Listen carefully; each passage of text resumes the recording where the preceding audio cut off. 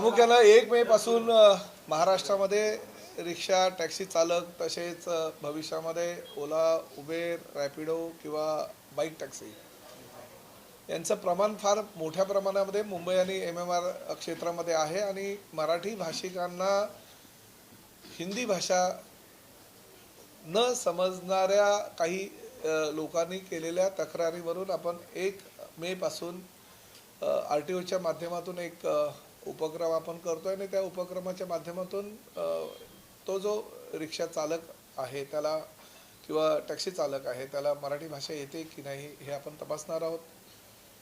सुरुवातीपासून महाराष्ट्राची आणि प्रामुख्याने परिवहन डिपार्टमेंटची ही भूमिकाच राहिलेली आहे की महाराष्ट्रामध्ये जर तुम्हाला व्यवसाय करायचा असेल तर मराठी येणं अनिवार्य आणि तो आपला अधिकार आहे, आपला तो हक्क आहे आणि त्या माध्यमातून ही मोहीम आम्ही करतोय। प्रामुख्यानं अनेक साहित्यिकांनी ही मोहीम राबवत असताना मला स्वतः फोन करून सांगितलं होतं की आम्ही ह्या कामी तुम्ही जो पुढाकार घेताय तो खरोखर अभिमानास्पद आहे आणि आम्ही तुम्हाला तुमच्या खांद्याला खांदा लावून आम्ही काम करायला सोबत तयार आहोत। मी सर्वप्रथम महाराष्ट्रातील तमाम कोकण मराठी साहित्य परिषदेचे सर्व पदाधिकारी या ठिकाणी आलेले आहेत आणि मुंबई मराठी साहित्य संघाचे सुद्धा सर्व पदाधिकारी या ठिकाणी आलेले। मला म्हणजे अभिमान ह्या गोष्टीचा आहे की अक्षरशः म्हणजे आमिर खानला सुद्धा मराठी शिकवणारी लोक म्हणजे यांच्यापैकी आमिर खानला मराठी शिकवणारी लोक आणि मी अनेक की मराठीमध्ये अस्खलित आमिर खान बोलू शकतो। किंबहुना रितेश देशमुख यांची पत्नी जेनेलिया हिला सुद्धा मराठी शिकवणारी लोक ह्यामध्ये आहेत। म्हणजे अनेक हिंदी भाषिकांना आणि तारे तारकांना सुद्धा मराठी शिकवणारी ही सगळी मंडळी आहे आणि आज हीच मंडळी पुढाकार घेत आहेत की आम्ही रिक्षा टॅक्सी चालकांना सुद्धा मराठी शिकू। प्रामुख्यानं कोकण मराठी साहित्य परिषदेचे 72 विभाग आहे।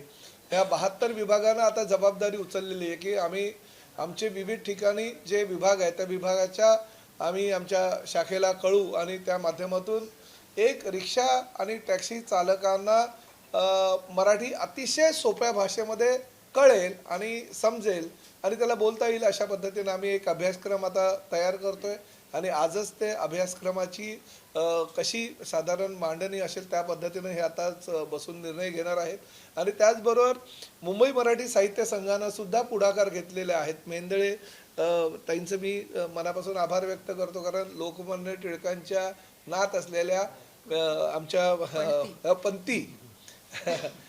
पंथी असलेल्या आमच्या मेंदळे ताईंनी अनेक मराठी भाषेसाठी उपक्रम राबवलेले आहेत आणि त्या माध्यमातून मराठी भाषेचा प्रचार आणि प्रसार होण्यासाठी ते आताही वर्ग त्यांचे घेण्याचं चालू आहे। आताही ते अनेक हिंदी भाषिकांना त्यांच्या मुंबई मराठी साहित्य संघाच्या माध्यमातून मराठी शिकवतात। अनेक हिंदी भाषिक जे आहेत ते नोकरीला लागत असताना किंवा त्यांना इतर कामांसाठी जेव्हा मराठीची शिकण्याची गरज असते तेव्हा ते त्यांच्याकडनं मराठी शिकतात।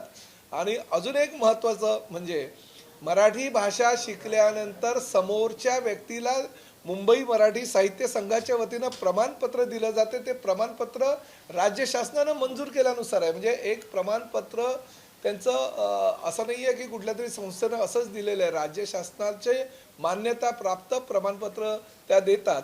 त्यामुळे त्याचा फायदा असा होणार आहे की यांच्याकडे जर मराठी कोणी शिकलं तर आम्ही भविष्यामध्ये लायसन्स देताना, बॅच देताना किंवा परमिट देताना ते प्रमाणपत्र त्यांच्याकडे आहे का अशी सुद्धा आम्ही अट घालू शकतो जेणेकरून ह्या प्रमाणपत्रानुसारच समोरच्याला लायसन बॅच किंवा आम्ही परमिट देऊ शकू।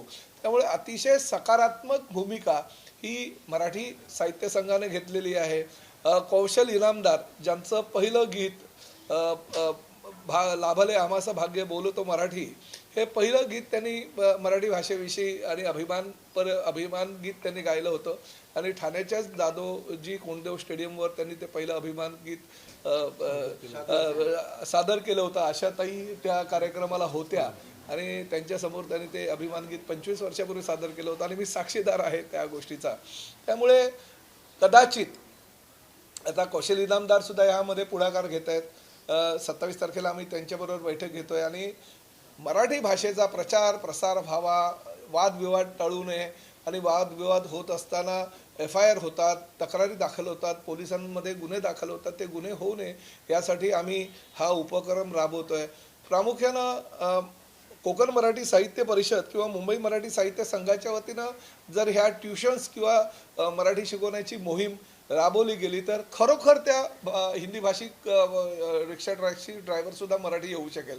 तर आम्ही बघतोय काही लोक फक्त राजकीय पक्षाच्या पोळ्या भाजण्याकरता आम्ही इथे मराठीचे क्लास घेतो, तिकडे मराठीचे क्लास घेतो, शूटिंग झालं, फोटोग्राफी झाली की ते क्लासेस तिकडनं ते फळे वगैरे कुठे दिसत पण नाही. काही ठिकाणी स्टेशनवर असं बॅनर लावतात की आम्ही हिंदी भाषिकांना मराठी शिकू, परंतु नंतर मग ते पेपरात बातमी आली किंवा टीव्हीवर बातमी आली की नंतर मग दुसऱ्या दिवशी मात्र ते बोर्ड दिसत नाही, ती शाळा पण दिसत नाही. परंतु महाराष्ट्रामध्ये मराठीचा अभिमान असलेली ही जी मंडळी आज बसलेली आहे, जी कोकण मराठी साहित्य परिषदेच्या माध्यमातून गेल्या अनेक वर्षापासून काम करत आहेत, मुंबई मराठी साहित्य संघाच्या माध्यमातून अनेक हिंदी भाषिकांना त्यांनी मराठी शिकवलेलं आहे, अशी मंडळी आम्ही आता सोबत घेतोय. आणि ह्या मंडळीच्या माध्यमातून आम्ही हिंदी भाषिक ड्रायव्हर्सना हे मराठी शिकवण्याचा निर्णय आज आमच्या RTO डिपार्टमेंटनं घेतलेला आहे. मराठी भाषा शिकण्यासाठी जी काही साधारणतः 2 पानी आपण एक पुस्तिका तयार करतोय आणि त्या पुस्तिकासुद्धा आजच तयार होणार आहे, जेणेकरून 1 मे पासून आम्ही त्याची अंमलबजावणी करण्याच्या सूचना आमच्या RTOच्या अधिकाऱ्यांना देऊ.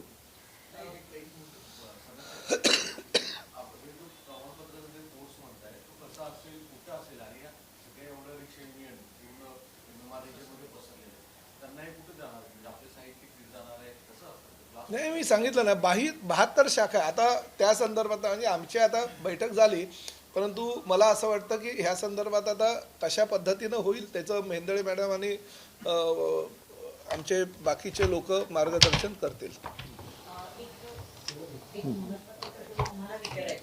या मुद्द्यावर असं आहे की काल सदावर्ते यांनी पत्रकार परिषद घेतली आणि त्यांनी म्हटलंय की 2017ला या संदर्भातला निकाल लागलेला आहे, तुम्हाला या निकालाची किंवा अशा पद्धतीची तुम्ही सक्ती करू शकत नाही, त्यामुळे तुम्ही कायद्याच्या विरोधात जाऊन वागताय असं त्यांनी तुम्हाला खडसावलं. कायद्याच्या विरोधामध्ये आम्ही काही वागत नाहीये. आम्ही न्याय देवताचा मान सन्मान ठेवूनच जे काही निर्णय आहेत ते RTO डिपार्टमेंटचे घेतो. सदावर्तेंच्या बाबतीत तुम्हाला मी सांगतो, त्यांच्या बँकेचं अध्यक्षपद त्यांच्या काही पदाधिकाऱ्यांकडे होतं, परंतु 16 तारखेला जी बँकेची निवडणूक झाली त्या निवडणुकीमध्ये आमच्या पक्षाचे सर्व उमेदवार जे होते ते निवडून आले आणि बँक त्यांच्या ताब्यातनं गेली, म्हणून त्यांनी ह्या मराठीचा जो मुद्दा आम्ही प्रामुख्याने घेतलेला त्याला विरोध करण्याची भूमिका आम्ही घेतलेली आहे. पण ठीक आहे, आता त्यांच्या भूमिकेकडे काही मी जास्त बघणार नाहीये, परंतु कायद्याच्या कक्षेमध्येच आम्ही राहून काम करतो हे आवर्जून ह्या ठिकाणी सांगतो. आणि बाकी अशा काही फालतू गिरी करणारी जी काही लोक असतात त्यांच्या प्रत्येक प्रश्नाला उत्तर देणं मी माझं कर्तव्य असं आहे असं समजत नाही. मराठी महाराष्ट्रामध्ये जर व्यवसाय करायचा असेल तर मराठी अनिवार्य आहे, मराठी तुम्हाला यावंच लागेल, अशा पद्धतीची भूमिका RTOची आहे. आणि ती भूमिका निभावत असताना काही अडचणी आमच्या ड्रायव्हर्सना आहेत, त्या अडचणी दूर करण्यासाठी ही मंडळी आमच्या सोबत आहे. त्यामुळे ह्या मंडळीच्या माध्यमातून आम्ही मराठी ज्यांना येत नसेल, शिकण्याची त्यांची वृत्ती असेल, आम्ही त्यांना शिकवण्याचा प्रयत्न करू, परंतु मुजोरी करतील आणि तुम्हाला जे करायचं ते करा, आम्ही मराठी शिकणार नाही, ही भूमिका योग्य नाही. माझी स्पष्टपणे भूमिका, महाराष्ट्रामध्ये राहावं लागेल तर मराठी तुम्हाला यावंच लागेल. 4 तारखेला जे आंदोलन करण्याचा इशारा दिलेला आहे, सगळ्यात मोठी युनियन आहे शशांकराव यांची, त्यांनी जे आवाहन नाही बघा, आता मी 28 तारखेला बैठक लावतोय आणि बैठकीमध्ये शशांकराव यांच्यासहित अनेक युनियनच्या पदाधिकाऱ्यांना सुद्धा मी त्यामध्ये बोलवतोय. 28 तारखेला सकाळी 10:30 वाजता ही बैठक आहे आणि त्या बैठकीमध्ये शशांकराव आणि त्यांच्याबरोबर अजून काही पाठिंबा दिलेल्या काही संघटना आहेत त्यांनाही आम्ही आमंत्रित केलेले 10 ते 12 संघटनांना. आणि मी त्यांना समजून सांगणार आहे की बाबा ही भूमिका राज्य शासनाची आहे किंवा ही भूमिका परिवहन खात्याची आहे. त्यामुळे मला असं वाटतं की ज्यावेळेस शशांकराव यांचे वडील हयात होते आणि ते ह्या टॅक्सी चालकांचं आणि रिक्षा चालकांचं नेतृत्व करत होते, तेव्हा 1989 साली पारित झालेल्या या कायद्याला त्यांचंही समर्थन होतं. त्यामुळे मला आपल्या माध्यमातून त्यांना विनंती करायची आहे की शेवटी महाराष्ट्र आहे, मराठीची सक्ती हे काही चुकीचं नाहीये आणि व्यवसाय करणाऱ्या व्यक्ती जर महाराष्ट्रामध्ये मराठी शिकायला तयार असेल तर उलट त्यांना तुम्ही परावृत्त करायला पाहिजे. तुम्ही कर्नाटकामध्ये जा, तुम्ही तेलंगणामध्ये जा, तामिळनाडूमध्ये जा, मद्रासमध्ये जा किंवा बाकीच्या केरळामध्ये जा. त्या ठिकाणी त्यांची भाषा ही त्या लोकांना यायलाच हवी या मताचे ते आहेत. तर तुम्ही महाराष्ट्रामध्ये जर मराठी कोणी बोलायला तयार आहे तो रिक्षावाले, परंतु तुम्हीच जर असं आक्रमक भूमिका घेतली आणि त्यांच्या मुजोरीमध्ये अजून जर भर करून दिला तर कसं चालेल मला सांगा. त्यामुळे मी तुम्हाला आमंत्रित करतो, 28 तारखेला तुमचं काय मत आहे ते मला सांगा. अजूनही काही मार्ग, आज हा मार्ग आम्ही काढतोय, अजूनही काही मार्ग काढायचा असेल तर आमची तयारी आहे.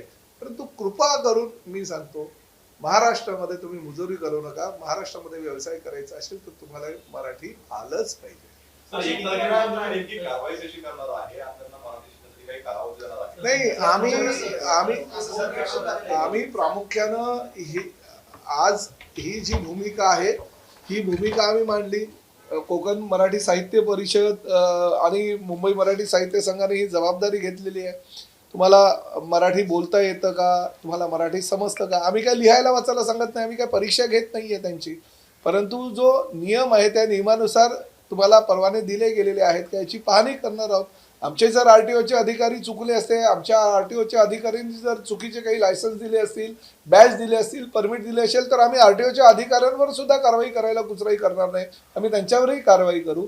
परंतु 1 तारखेपासून आम्ही आमचा पूर्ण ज्या ज्या ठिकाणी प्रामुख्याने आता सुरुवातीला आम्ही MAR क्षेत्रामध्ये ही मोहीम आखणार आहोत. ज्या ज्या ठिकाणी शक्य होईल त्या त्या ठिकाणी आमच्या आरटीओचे अधिकारी येतील, तुमच्या कागदपत्राची छाननी करणार. कागदपत्राची छाननी केल्यानंतर काही बोगस कागदपत्राच्या आधारे सुद्धा लायसन्स, परमिट आणि बॅच दिल्याच्या तक्रारी आहेत, त्याची सुद्धा छाननी होईल. मराठी येतं की नाही, तुम्हाला समजते की नाही, तुम्हाला लोक जे मराठीमधनं बोलतात त्यांच्याबरोबर तुम्ही मराठी भाषेमध्ये व्यवहार करता की नाही याची छाननी ते करणार.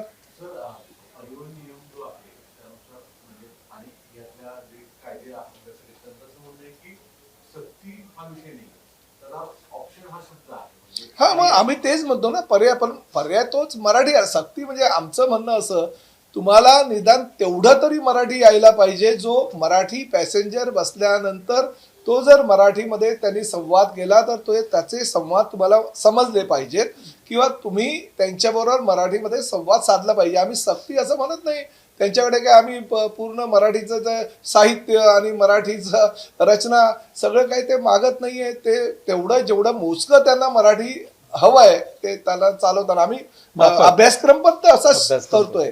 जो आम्ही अभ्यासक्रम आता करतोय तो सुद्धा तेवढाच करतोय. माफक त्यांना समजलं पाहिजे आणि बोलता आलं पाहिजे. आणि शेवटी हा महाराष्ट्र आहे, महाराष्ट्रामध्ये एवढं जर मराठी कोणाला येत नसेल आणि मग मुजोरी करत असेल तर ते योग्य नाही ना. कालपासून काही व्हिडिओ पण व्हायरल होत आहेत. बांद्रा टर्मिनलचा एक व्हिडिओ व्हायरल होतोय, त्यात तो व्यक्ती म्हणताय की बघा मराठीची सक्ती केल्यापासून कसे मोठ्या प्रमाणावर लोक जे आहेत ते उत्तर भारताच्या दिशेने निघालेले आहेत. काल एक आकडेवारी गेली होती की कालच्या दिवसात 1000 रिक्षावाले युपीला गेले, काल दिवसभरामध्ये 150 गेले. असं काही सुरू आहे का खरंच? नाही, मला एक गोष्ट सांगा, कोरोनाचा कहर झाल्यानंतर महाराष्ट्राच्या ट्रेन भरभरून गेल्या होत्या, भरभरून. काही कमी झालंय का महाराष्ट्रातून? काही कमी झालेलं नाही. हे व्हिडिओ असेच व्हायरल होत जातात.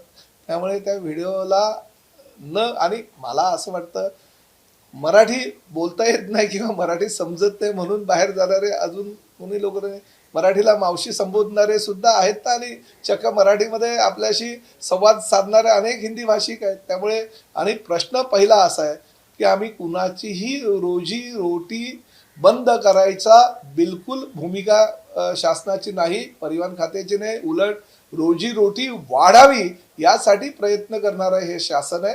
त्यामुळे मला असं वाटतं की अजूनही काही लोकांनी परवाने घ्यावेत पण मराठी शिकून घ्यावेत, बॅच घ्यावे पण मराठी शिकून घ्यावे, लायसन्स घ्यावे, मराठी शिकून घ्यावे. आम्ही कोणाच्याही रोजगारावर गदा आणणार नाही. परंतु एवढं मात्र परत एकदा सांगतो, महाराष्ट्रामध्ये व्यवसाय करायचा असेल तर तुम्हाला मराठी समजावंच लागेल, तुम्हाला शिकावंच लागेल. काय नाही, अजून सर्वेक्षण नाही झालं. मीरा भाईंदरचं सर्वेक्षण चालू आहे आणि त्याचा रिपोर्ट आम्हाला 28 तारखेला येणार आहे. सर आज की जो बैठक हुई, बैठक में क्या निर्णय हुआ है, क्या इस बैठक में सबसे हाँ सर, सबसे पहले तो राज्य शासन की ये भूमिका है कि सबको जो भी रिक्शा चालक है, टैक्सी चालक है, रैपिडो, ओला, उबेर या बाइक टैक्सी वाले जो लोग हैं उनको मराठी आनी चाहिए, क्योंकि बहुत सारे लोगों का ये कहना था कि हम गाड़ी में बैठते हैं जब भी रिक्शा में या टैक्सी में, तो टैक्सी चालक या रिक्शा चालकों को मराठी नहीं आती है और हमें हिंदी नहीं आती है, तो बहुत सारे झगड़े हो जाते हैं, बहुत सारे एफआईआर लॉन्च हुए गए हैं। तो हमने ये निर्णय किया कि महाराष्ट्र दिन है 1 मई, तो हम जब भी रिक्शा चालकों को या टैक्सी चालकों को लाइसेंस देते हैं, बैज देते हैं, उनको परमिट देते हैं, उस वक्त मराठी उनको आनी चाहिए, समझनी चाहिए। ये भावना रखते हुए हमें ये सब लाइसेंस उनको अगर देते हैं तो उनको मराठी आती कि नहीं, ये हम देखना चाहेंगे 1 तारीख से। साथ ही में जिन लोगों को लाइसेंस दिए, बैच दिए, जिनके वो परमिट दिए गए, वो कागजात जो है वो बराबर है कि नहीं, डुप्लीकेट कागजात उन्होंने वहाँ पे यूज करते हुए कुछ गलत काम तो किए नहीं, ये भी हम जानकारी करेंगे कि ये तो हमारे हमेशा की तरह आरटीओ के लोग सभी रिक्शा चालकों को, सभी टैक्सी चालकों को मांगेंगे और कागजात अगर पूर्तता होगी तो उनको मराठी आती है कि नहीं ये हम देखेंगे, मराठी समझते हैं कि नहीं देखेंगे। और ये अगर सब सही होगा तो सवाल ही नहीं आएगा, मगर जो नहीं समझते रहेंगे, जो नहीं उनको अगर मराठी आता रहेगा तो उनको मराठी सिखाने के लिए हमारे कोकण मराठी साहित्य परिषद और मुंबई मराठी साहित्य संघ के लोग आगे आए हैं। वो लोग कुछ उनके लिए अभ्यासक्रम रखेंगे, उस अभ्यासक्रम का माध्यम से वो लोग मराठी सिखाएंगे और सीखते हुए आप अगर फिर एक बार अगर हमारे पास मांग करोगे कि हमें वक्त चाहिए, हमें टाइम चाहिए, तो वो देने की कोशिश भी हम करेंगे। इंस्पेक्शन की जो शुरुआत है वो क्या हो चुकी है, क्या नहीं, मीरा भाईंदर के लिए हमने सिर्फ कुछ कंप्लेंट आई थी, वहाँ के लोक प्रतिनिधियों की थी। 28 तारीख तक उसका रिपोर्ट हमारे पास आ जाएगा। मीरा भाईंदर का होने के बाद 1 तारीख से पूरे कोकण रीजन में सबसे पहले हम एमएमआर रीजन में सबसे ज़्यादा ये रिक्शा और टैक्सियों की संख्या है, इसलिए कोकण रीजन में हम ये मुहिम करेंगे 1 मई यानी महाराष्ट्र दिन से। और वो जो हमारा मुहिम है उसके अंतर्गत हम लोग सब बैच रिक्शा चालकों के और वैसे ही परमिट और लाइसेंस भी कागजात जो उनके हैं वो बराबर दिए गए नहीं, क्योंकि जब भी कागजात दिए गए उनको तभी हमने वहाँ पे ऐसे कंपलसरी लिखा गया है उसमें कि मराठी जो है उनको आनी चाहिए और मराठी उनको बोलनी चाहिए, समझनी चाहिए, ये हमारा निकष है। उसमें वो बैठते कि नहीं ये देखेंगे और फिर उसके ऊपर हम लोग मार्ग निकालेंगे। देखेंगे ना, हमारा आरटीओ के लोग उनके साथ बात करेंगे और बात करते हुए समझता तो है ही। स्पीकिंग हाँ, सिर्फ बोलना और समझना आता है कि नहीं, लिखा पढ़ी कुछ भी नहीं है।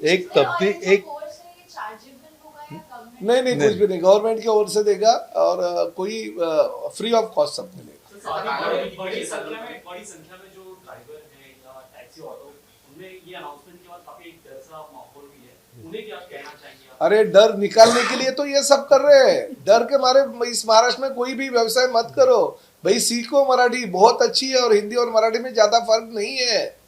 हिंदी और मराठी अगर थोड़ा सा सोचेंगे तो हिंदी भाषिकों को मराठी 1 घंटे में भी आ सकती है, मगर आप सोचेंगे भी नहीं, समझेंगे भी नहीं, किसी के नाद पे लग के अगर आप ऐसी भाषा करोगे कि नहीं आपको जो करना है हम मगर मराठी नहीं सीखेंगे, चलेगा नहीं।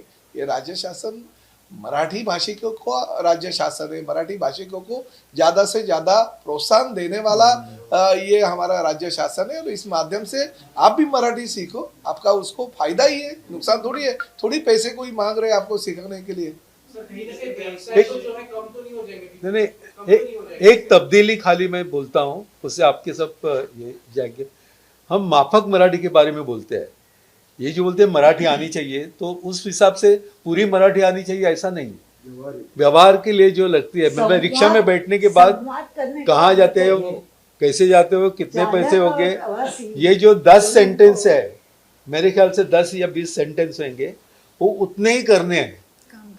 मराठी आनी चाहिए ऐसा नहीं, मराठी में जो व्यवहार करते हैं रिक्शा वाले वो रिक्शा वालों के लिए जो आवश्यक बातें हैं, 10 सेंटेंस होंगे, आप 5 सेंटेंस होंगे, वो आने चाहिए. तो इसके लिए उसका टेन्शन लेने की और जरूरत एक नाही. बात आप लोगों को म्हणजे मराठीमध्ये पण हे सांगतो की मराठी राजभाषा अधिनियम आहे जो राज्य शासनाच्या परिवहन विभागाला पण लागू आहे. काही लोक हा नियम आहे हे कोर्टात गेले होते, मग ते कोर्टात गेले होते. मराठी राजभाषा अधिनियम आहे आणि त्या अधिनियमामध्ये तरतूद आहे की प्रत्येक डिपार्टमेंटला मराठी हा अनिवार्य आहे आणि मराठी राजभाषाच्या अधिनियमानुसार ही सगळी कारवाई चालू आहे आणि संवादात्मक फक्त मराठी शिकावं हीच भूमिका आहे. सर कितना टाइम दिया जाएगा ऑटो या टैक्सी ड्राइवर्स को मराठी सीखने के लिए? 28 तारीख के लिए जब भी 28 तारीख को जो बैठक होगी तो बैठक में जब भी वो कुछ मांग करेंगे तो उस मांग के हिसाब से वक्त दिया जाएगा. मगर ये तो मैंने वही कहा है कि पूरा का पूरा मराठी थोड़ी आपको सीखना है. अभी बाद में आप अगर एक बार बोलते जाओगे तो पूरा मराठी सीखोगे, आप खुद मराठी के प्राध्यापक बन जाओगे. हमारी शुभकामनाएं आपको. लाइसेंस कैंसिलेशन के भी टर्म्स होंगे अगर देखेंगे आगे. पहले देखिए आप ही बोलते हो कि लोग भाग जाते हैं. हमारे यही कहना है कार्रवाई जरूर होगी. किस तरह की कार्रवाई होगी ये हम डिसाइड करेंगे. पण इथून पुढे मग लायसन्स काढताना रिक्षा चालक किंवा ऑटो चालक लायसन्स काढतानाच त्यांना हा सब्जेक्ट किंवा हे कंपल्शन असणार नाही. बघा मोटर परिवहन विभागाच्या नियम 4/28 आणि नियम 85 मध्ये आवश्यक ते बदल करण्याचा आता निर्णय घेतलेला आहे. उद्या लायसन्स देत असताना, बॅच देत असताना, परमिट देत असताना जर काही आम्हाला आमच्या डिपार्टमेंटच्या नियमावलीमध्ये काही बदल करायचे असेल तर ते बदल सुद्धा आम्ही करू. म्हणजे काही जे मध्ये अधेमध्ये बोलतात ना की हे असं आहे ते तसं आहे, हा अधिकार नाही आहे त्यांना, तो अधिकार नाही, तो अधिकार सुद्धा घेण्याचा अधिकार हा आमच्या डिपार्टमेंटला आहे. सर एक वेगळा प्रश्न आहे. तुमच्या पक्षाचे आमदार संजय गायकवाड पुन्हा एकदा वादात आलेले आहे. शिवाजी गोळ होता या पुस्तकाच्या प्रकाशकाला हात घुसून मारू, पानसरेंसारखे त्यांचे हाल करू अशा प्रकारचं वक्तव्य केलं आहे. काँग्रेसने म्हटले का पानसरेंच्या हाताने त्याचा सुद्धा सहभाग असली शक्यता आहे. वारंवार असे नाही मला काही त्या संदर्भात माहिती नाही. मी तर फक्त मराठीच्याच मागे लागलेलो आहे सगळं आणि सगळे साहित्यिक विचारे लांबून लांबून आलेले आहेत. शासकीय कर्मचाऱ्यांचा संप सुरू आहे. याच्यात एक गैरफायदा असा घेतला जातोय की अनेक सेतू कार्यालयामध्ये वेगवेगळे प्रमाणपत्र दिले जातात. ऍडमिशनचे प्रोसेस कुठे आहे किंवा सुरुवातीच्या दरम्यान आणि जर विद्यार्थी जातात प्रमाणपत्र काढतात, ऑब्व्हियसली प्रशासकीय यंत्र 7-12 पासून सगळ्यांना इथे चालतं. अशा ठिकाणी कर्मचाऱ्यांचा संपाचा फायदा घेऊन ते उपस्थित कर्मचारी ते अतिरिक्त पैसे मागतात आणि प्रमाणपत्र देत आहेत. उलट एका साईडला अधिकारी मुदत तर सुरूच आहे आणि दुसऱ्या बाजूला पैसेही अतिरिक्त घेतात. मी आता बैठक आहे वर्षावर मुख्यमंत्र्यांकडे तर त्या संदर्भात त्यांच्याकडे शेवटी निर्णय मुख्यमंत्र्यांचा आहे त्या संदर्भात तर त्यांच्याशी चर्चा झाली. दुसरं की परिवहन खात्याच्या सीएम साहेबांबरोबर बैठक आहे. हो. असंही सांगितलं होतं की या विभागात तिथे सुद्धा त्यांच्याकडे काही रिक्षाच्या संघटनांनी मागणी केली आहे की जी तुमचा आग्रही भूमिका आहे त्या संदर्भात चर्चा करावी. नाही काही नाही. चर्चा आमची कालच झाली. उपमुख्यमंत्री मी आणि मुख्यमंत्री होतो आणि जी चर्चा व्हायची मुख्यमंत्री आणि उपमुख्यमंत्री म्हणून माझ्या पक्षाचे प्रमुख म्हणून जी चर्चा करायची होती ती चर्चा त्यांच्याबरोबर झालेली आहे. आज विषय परिवहनचा हा वेगळा आहे. जो आज बैठक जी आहे तो वेगळा विषय. सीएम हे या स्टँडवर फॉर्म आहेत काय? आणि माझी चर्चा शेवटी त्यांच्याशी झालेली आहे. काय सांगायचं ते त्यांनी मला सांगायचं आहे आणि मी काय सांगायचं ते त्यांना सांगितलेलं आहे. त्यांचा पाठिंबा आहे तुमच्या या म्हणजे तुमच्या विभागाच्या या कृतीला त्यांचा बघा राज्य शासनाच्या नियमामध्ये जे काही आहे ते पूर्णपणे नियमानुसार करण्याचे त्यांनी मला अधिकार प्रदान केलेले आहे नियमानुसार. सर, तुम्हाला एक प्रश्न आहे. महाराष्ट्रामध्ये जवळजवळ 19 वर्ष पुन्हा एकदा पवार विरुद्ध पवार असं करण्यासाठी काही जण प्रयत्न करतात असं रोहित पवार आणि काँग्रेस तुम्ही म्हणताय. कसं वाटतं राजकीय? नाही अजून काही नाही. आता उद्या तर इलेक्शन झाल्यानंतर मग पण शक्यतो कुटुंबामध्ये वाद होता कामा नये. पवार विरुद्ध पवार होता कामा नये. ठाकरे विरुद्ध ठाकरे होता कामा नये. शिंदे विरुद्ध शिंदे होता कामा नये. फडणवीस विरुद्ध फडणवीस असं काही होता कामा नये ह्या मताचा मी आहे. शेवटी कुटुंब आहे. कुटुंबाने एकत्रित राहावं आणि गेल्या अनेक वर्षापासूनची महाराष्ट्राची ती परंपरा आहे आणि ह्या मताचं मी आहे. त्यामुळे कुठेही कुटुंबामध्ये वाद होऊ नये असं मला तरी स्वतःला वाटतं. शिवसेनेचं पक्षचिन्ह आणि पक्षामध्ये आज लोकांमध्ये सुनावणी आहे. काय अपेक्षित होतं? धनुष्यबाण जे आम्हाला मिळालेलं आहे ते आम्हाला मिळणारच आहे. कारण बाळासाहेबांची शिवसेना आहे. एकनाथ शिंदे साहेब बाळासाहेबांचे विचार घेऊन पुढे जात आहेत आणि त्या माध्यमातून ह्याच धनुष्यबाणावर 60 आमदार आणि 7 खासदार एकनाथ शिंदे साहेबांवर विश्वास ठेवून निवडून आलेले. त्यामुळे जो अधिकार आमचा आहे, जे चिन्ह आमचं आहे ते आम्हाला मिळणार याची आम्हाला खात्री आहे. फक्त न्यायालयाचा निर्णय काय लागतो त्या निर्णयावर सगळं काय अवलंबून आहे.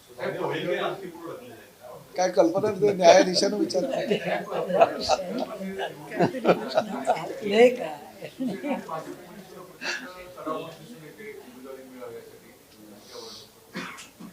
बघा, चढाओढ असणं काही वाईट नाहीये, काही चुकीचं नाहीये. कारण शेवटी पक्ष कार्यकर्त्याला विधान परिषदेच्या माध्यमातून संधी पक्षाच्या प्रमुखांकडनं मिळत असते. ही चढाओढ होते, परंतु चढाओढ झाल्यानंतर पक्षानं घेतलेला निर्णय हा अंतिम होतो. त्यामुळे चढाओढ काही चुकीचं आणि वाईट आहे असं मला वाटत नाही. त्यामुळे व्हायला हवं, परंतु शेवटी जेवढ्या जागा असतात तेवढेच उमेदवार निवडले जात असतात. त्यांना प्रश्न विचारायचा आहे. हां. तर आता तुम्ही बोलताना असं सांगितलं की माफक मराठीची अपेक्षा आहे की फार बरोबर यावं, पण एकीकडे तुमचा सगळ्यांचा उद्देश हा मराठीचा प्रचार प्रसार जास्तीत जास्त व्हावा, हा त्या उद्देशासाठी म्हणूनच तुम्ही इतके वर्ष काम करता. मग या माफक जी मराठी यावी असा तुमचा प्रयत्न आहे, त्यातून काय साध्य होईल? जो तुमचा ऍक्च्युली खरं तर larger हेतू आहे तो साध्य होतो? नाही, आम्हाला आता ह्या जेव्हा सरनाईक साहेबांनी मला बोलवलं इकडे, त्यावेळी त्यांचा जो हेतू आहे की हे जे दडपण आलेलं आहे सगळ्या रिक्षा चालकांवर, आणि त्यांना असं वाटतं की हे फार कठीण गोष्ट आता आमच्याकडून करून घेत आहेत आणि आमचा तो ऑब्जेक्शनेबलच सगळं काम झालं आहे. तर ते तसं न असता आमची चर्चा अशी झाली आहे की आम्ही आता बसून 10 कुठल्या वाक्य करायची, त्यांच्याकडून बजवून घ्यायची किंवा त्यांचे अभ्यास करायचा जी आवश्यक असतात रिक्षा चालताना. अगदी म्हणजे तुमच्या लक्षात येईल की आपण काय विचारतो, कुठे जाणार आहोत, किती पैसे होतील, ही जागा माहिती आहे का, इतकंच असे आम्ही ते काढणार आहोत आता 10 कुठले वाक्य आहेत. तर एवढाच माफक हेतू आहे आमचा. यांच्यावरून जाऊन आम्हाला मराठीचा प्रचार प्रसार असं काय आमच्या डोक्यात नाही. फक्त मराठी नावाची गोष्ट जी खूप महत्त्वाची आहे महाराष्ट्रात असताना, शिवरायांची भाषा आहे, लता मंगेशकरची भाषा आहे, सचिन तेंडुलकरची भाषा आहे, ती भाषा तुम्हाला शिकायला काय वाईट आहे असं एक आमचं सतत म्हणणं असतं की जो इकडे येतो त्याला जसं ह्या गोष्टीबद्दल शिवाजी महाराजांबद्दल अभिमान असतो तसं त्याला मराठीबद्दल सुद्धा प्रेम वाटायला पाहिजे. हे त्यांनी असं मराठी ही भयंकर भाषा आहे आणि तिचा भयंकर त्रास होईल असं नाही ना. अगदी सोपी भाषा आहे ती, 10 मिनिटात आपण शिकू शकतो अशा गोष्टी आहेत. आमचं तर म्हणणं असं आहे की हा जो कोर्स आहे तो अगदी 2 आठवड्याचाच कोर्स असेल की त्याला फक्त आम्ही एक ॲप तयार करतो आहोत. त्या ॲपमधून हिंदी वाक्य आणि मराठी वाक्य असं त्या ॲपचं स्वरूप आहे. त्यातून इतक्या पटकन समजणार आहे की रिक्षावाला एक रिक्षावाला दुसऱ्या रिक्षावाल्याला शिकू शकेल नंतर की इसको ये बोलते मराठी में. इतकं ते साधं आहे. त्याच्यामुळे काल काही रिक्षा चालक आलेले होते, म्हणजे सदावर्तेंच्या प्रेस कॉन्फरन्स मध्ये आले. त्यांचं असं म्हणणं होतं की रिक्षात एकही माणूस मराठीत बोलत नाही.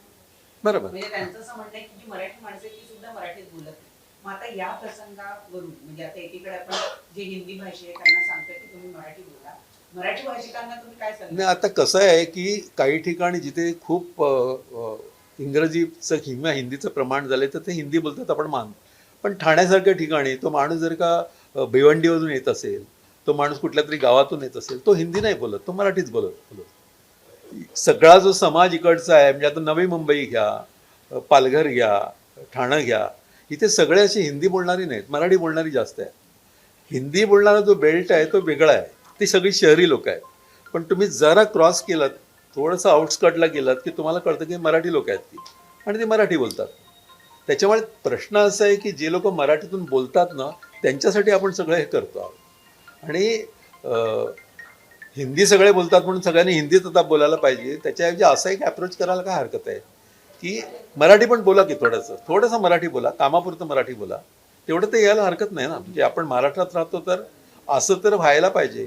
आपण काय त्यांनी ज्ञानोबांनी काय लिहिलं आहे आणि तुकोबांनी काय लिहिलं हे तर विचारत नाहीत ना.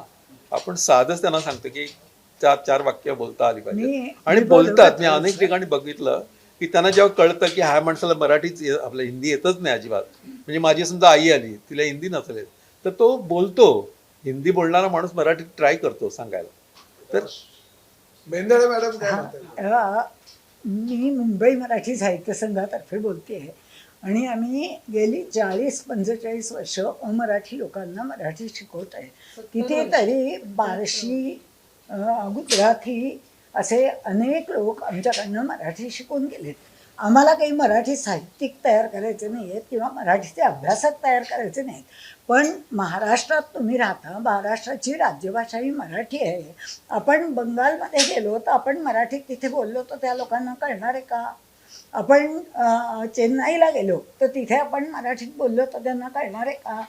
तर आपण प्रयत्न करतो ना त्यांच्या भाषेतले शब्द त्यांना सांगायची किंवा निदान हिंदी इंग्लिशमध्ये बोलण्याची. मग महाराष्ट्रात जे मराठी प्रवासी त्यांच्या वाहनांमध्ये बसतात त्यांना सहजतेने आपल्याला कुठे जायचं हे सांगता यावं. त्यात अनेक ज्येष्ठ व्यक्ती असतात, काही जणांना अजिबात इतर दुसऱ्या भाषा येत नाहीत. अशा लोकांना जर त्या वाहनात बसायचं असेल आणि नीटपणाने त्यांना कुठे जायचं आहे ते त्यांना सांगायचं असेल तर त्या चालकाला ते समजलं पाहिजे. इतकी साधी याच्या मागची भावना आहे. त्यांना काही मोठं मराठी शिकवून काही करायचं नाही आहे. त्यांना रोजच्या संवादाच्या याच्यात जे वागता येईल किंवा बोलता येईल, त्यांच्याशी संवाद साधता येईल एवढंच आम्हाला बघायचं आहे. आता नर्सिंगच्या लोकांना, इथे जे लोक नर्सिंगचं घेतात त्या लोकांना मराठी शिकायलाच लागतं. कारण हॉस्पिटलमध्ये पेशंट्स आले तर त्या पेशंट्सची त्यांना सांगायला तर पाहिजे, त्या पेशंटला सांगता आलं पाहिजे की त्याला काय होत आहे. तसंच रिक्षावाले, टॅक्सीवाले यांना आम्हाला काही त्यांचा धंदा बंद करायचा नाही आहे किंवा कुठेही त्यांना कमीपणा द्यायचा नाही आहे. उलट त्यांचा धंदा वाढावा आणि त्यांना त्यांच्या ग्राहकांशी नीटपणाने संधान साधता यावं, संवाद साधता यावा, ह्यासाठी हा सगळा प्रयास चाललेला आहे. महाराष्ट्रात राहिल्यानंतर एक मुंबई सोडली तर बाकी ठिकाणी तर मराठीच वापरलं जातं. मुंबईतच थोडं असं आहे की इतर भाषिक लोक मुंबईत आहेत आणि ह्यामुळे थोडं आपलंसुद्धा असं होतं की आपण टॅक्सीत किंवा रिक्षात बसलो तर पटकन आपण त्यांना हिंदीत बोलतो. हे एकतर आपणही शिकलं पाहिजे की आपण महाराष्ट्रात राहतो, आपण मराठीतच त्यांना सूचना द्यायला पाहिजेत. हे आपण लोकांनी पण शिकलं पाहिजे. आणि दुसरी गोष्ट, त्या लोकांनी पण आपल्याला विचारलं पाहिजे. आता ह्याच्यासाठी काही सोप्या गोष्टी यांनी सांगितलं तसंच आम्ही करणार आहोत की अगदी साधी साधी वाक्य, कुठे जायचं आहे, किती पैसे झाले, हे त्यांनी सांगता त्यांना यावं एवढंच फक्त आम्हाला हवं आहे. त्या दृष्टीनेच आम्ही अभ्यासक्रम म्हणण्यापेक्षा फक्त ही काही वाक्यच आम्ही तयार करणार आहोत. आणि दुसरी गोष्ट अशी की ही आम्ही ॲपवरनं सांगण्याचा सुद्धा प्रयत्न करणार आहोत की जसं त्यांना काही कुठल्याही क्लासला जायला नको, कुठे फिया देऊन शिकायला नको, काहीच नको. सततच आज लहान मुलंसुद्धा सतत रील्स आणि हे बघतच असतात की नाही, रिक्षा टॅक्सीवाले सुद्धा बघत असतात, ऐकत असतात. त्यात त्यांना तोंडीच जर मराठी भाषेतली काही वाक्य शिकवली गेली तर ते सहज बोलू शकतील आणि त्याचा त्यांच्या धंद्याच्या दृष्टीने, व्यवसायाच्या दृष्टीने सुद्धा नक्कीच फायदा होईल. पॅम्पलेट्स टाईप दिलं जाईल, ॲप देणार आहोत. आणि छोटी ॲप पुस्तिका तयार करायचा प्रयत्न चाललाय. मोबाईल तर आजकाल सगळ्यांच्याचकडे असतो. मोबाईलवर जर त्यांनी ॲप ऐकलं तर ते सहज बोलू शकतील. आता साधं GPS असतं सगळ्यांच्याकडे, GPS वरनं त्यांना कळतंच की नाही कुठे जायचंय, काय जायचंय. बरोबर आपल्याला कळत नाही, त्यांना बरोबर कळत. आम्ही तर विचार करतो तो GPS सुद्धा मराठीत करावा, जेणेकरून त्याला GPS मराठी म्हणजे समजेलच मराठीमध्ये. आपलं गुगल पे किंवा अजून म्हणजे काही हे असं फोन पे, तर ते फोन पे करताना सुद्धा धन्यवाद आपले ₹1.50 मिळाले मराठी. हे असं व्हायला पाहिजे जेणेकरून सातत्यानं हॅमर मराठीचा भडीमार. आम्हाला त्यांना कुठेही अडचणीत आणायचं नाहीच आहे अजिबात. उलट त्यांचा व्यवसाय जास्त सुकर व्हावा हीच इच्छा आहे. नाही करतायत ना, आता बसतायत.